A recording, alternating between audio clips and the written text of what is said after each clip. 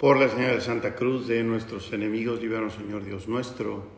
En el nombre del Padre, del Hijo y del Espíritu Santo. Amén.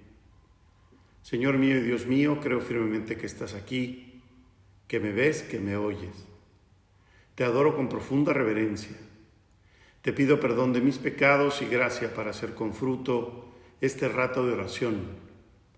Madre mía inmaculada, San José, mi Padre y Señor, Ángel de mi guarda, intercedan por mí. Jesús elige la ciudad de Cafarnaúm como su centro de operaciones. Y los evangelios nos cuentan que era su costumbre, en especial al comienzo de su ministerio, asistir los sábados a la sinagoga y enseñar ahí. Así nos lo cuenta San Marcos en el Evangelio de la misa de hoy. A esta ciudad portuaria se acercaban los habitantes de otros pueblos vecinos y así era fácil para Jesús llegar a más gente. Porque apunta San Marcos, como introducción de lo que vendría después, todos estaban asombrados de su doctrina, porque les enseñaba como quien tiene autoridad y no como los escribas. Y uno de esos sábados entra Jesús en la sinagoga y para espanto de todos los presentes, ahí se encontraba un hombre poseído de un espíritu inmundo, que al ver a Jesús comenzó a dar de gritos: ¿Qué hay entre nosotros y tú, Jesús Nazareno?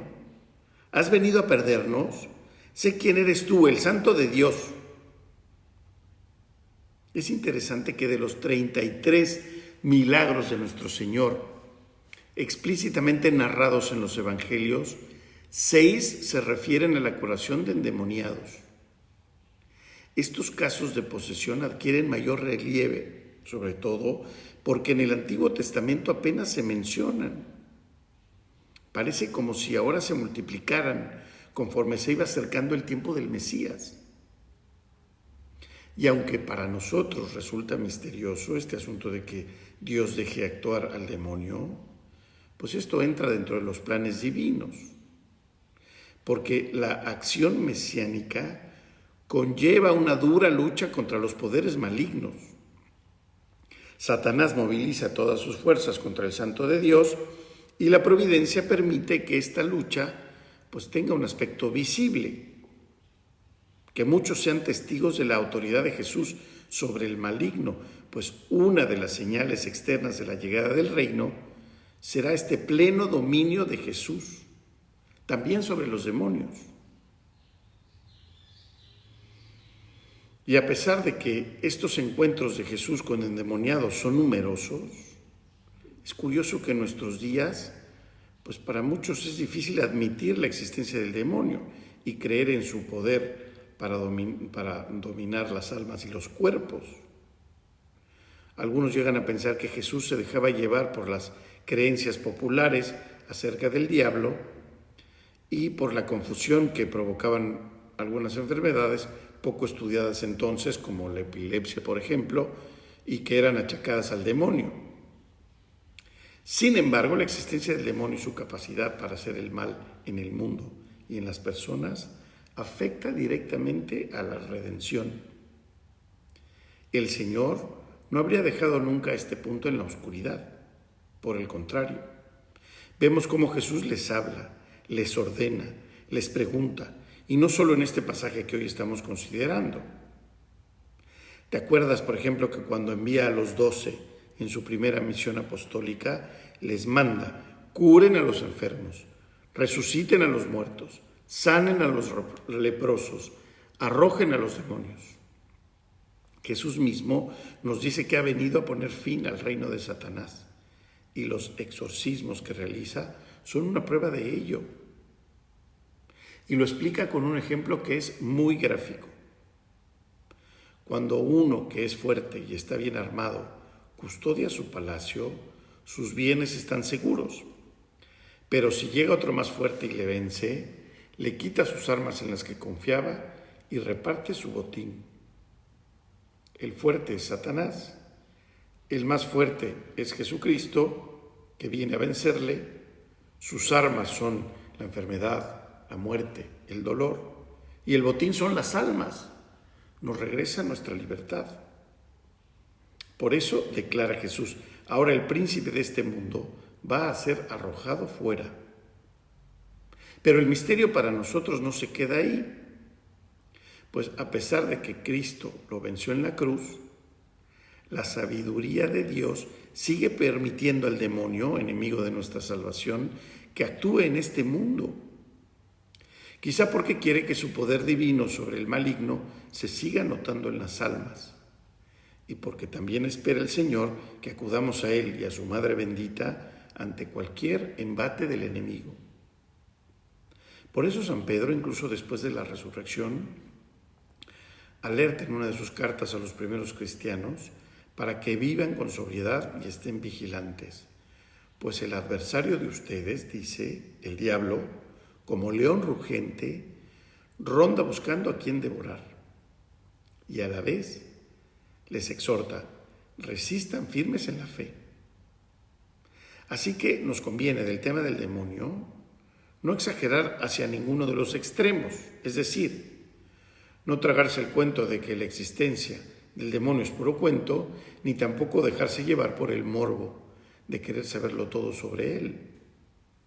Pues siendo enemigo de nuestra alma y teniendo pues un gran poder y una inteligencia angelical, aprovecha para su causa cualquiera de estos dos extremos. Hemos de vivir tranquilos porque no puede más que Dios.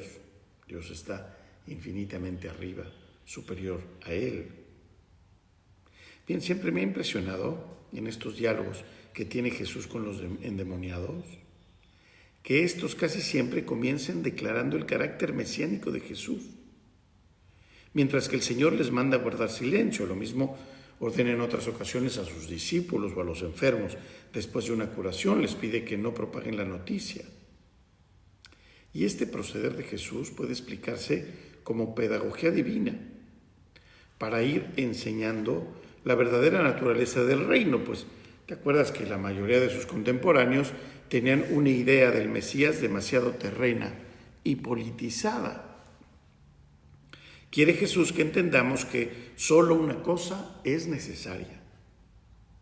También podemos pensar, con algunos santos padres, que Jesús no quiere aceptar en favor de la verdad el testimonio de aquel que es el padre de la mentira. Por eso, aunque lo reconocen y lo declaran, no les deja que digan quién es. Aquel día en la sinagoga de Cafarnaúm, el episodio tendría que haber sido para poner los pelos de punta. ¿Te imaginas escuchar la voz del demonio hablar con esa falta total de respeto hacia Jesucristo? ¿Qué hay entre nosotros y tú, Jesús Nazareno? ¿Has venido a perdernos? Tendría que haber sido horrible. Pero Jesús, con toda su autoridad divina, le exige a este demonio, calla y sal de él. La expectación creada fue enorme, porque el espíritu inmundo, zarandeándolo y dando una gran voz, nos dice San Marcos, salió de él. Y entonces el Evangelio nos relata el estado de los asistentes, que debían de ser numerosos. Se quedaron todos asombrados, estupefactos, dice otra traducción, y comentaban entre sí, ¿qué es esto? Enseña de una manera nueva, llena de autoridad. Manda incluso a los espíritus inmundos y estos le obedecen. Es llamativo que lo que más impresiona a esas gentes, más allá del incidente que hoy llamarían de actividad paranormal, es la autoridad con la que enseña Jesús. Y remata San Marcos diciendo que del Señor su fama se extendió por todas partes. Pues vemos cómo este dejar de Dios actuar al demonio termina siendo un bien para las almas, porque crece la fama de Jesús y porque nos ayuda a nosotros a entender que si estamos con Dios, lo podemos todo, que cuando estamos con Él, pues nada puede el maligno ni ningún problema que podríamos tener. Vamos entonces también a acudir a nuestra Madre bendita para pedirle que nos ayude en cualquier tentación o en cualquier situación que nos veamos difícil. Ayúdanos, Madre. Sabemos que esa autoridad que tiene Jesús, pues de alguna manera tú has sabido hacerte con ella, porque nadie te niega nada en el cielo y en la tierra. Pues te pedimos, Madre nuestra, ayúdanos a luchar. Te doy gracias, Dios mío, por los buenos propósitos, afectos e inspiraciones que me has comunicado en esta meditación. Te pido ayuda para ponerlos por obra.